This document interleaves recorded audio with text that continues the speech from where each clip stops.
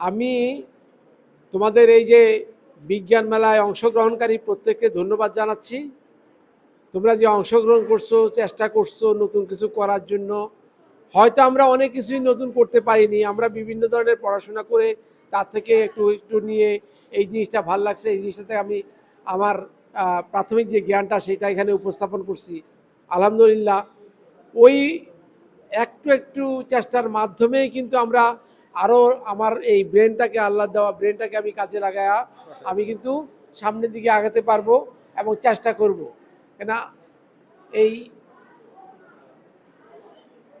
বিজ্ঞান নিয়ে বা দুনিয়াকে জানার জন্য, সৃষ্টি সম্পর্কে জানার জন্য আল্লাহ নিজেই বলছেন, আল্লাহর কোরআনে বহুবার বলছেন।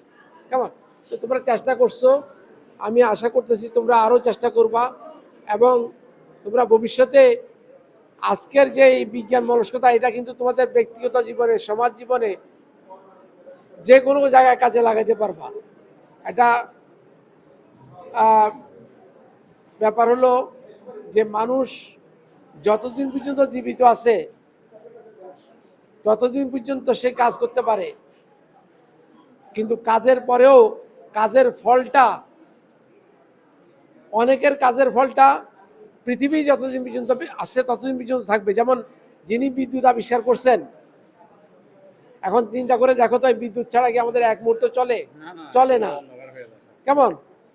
অবশ্য এই বিদ্যুৎটাই দিয়েই আমরা এখন সামনের দিকে অগ্রসর হচ্ছি। বিদ্যুৎ ছাড়া কিন্তু পুরো পৃথিবী অন্ধকার। তাহলে তোমাদের এই প্রচেষ্টাও যে একটা সময় এই ধরনের কোনো কিছুতে যাবে না, অবশ্যই তা আমরা আশা করি না। আমরা আশা করি সেরকমই কিছু হবে।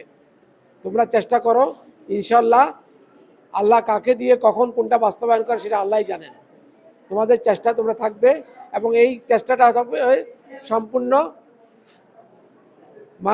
মানবের সৃষ্টির কল্যাণের জন্য। তাহলেই সেটা তোমাদের জন্য কাজে লাগবে এবং সেটাই তোমাদের জন্য সার্থকতা বয়ে আনবে। আশা করি তোমরা সামনে আরো ভালো করবে।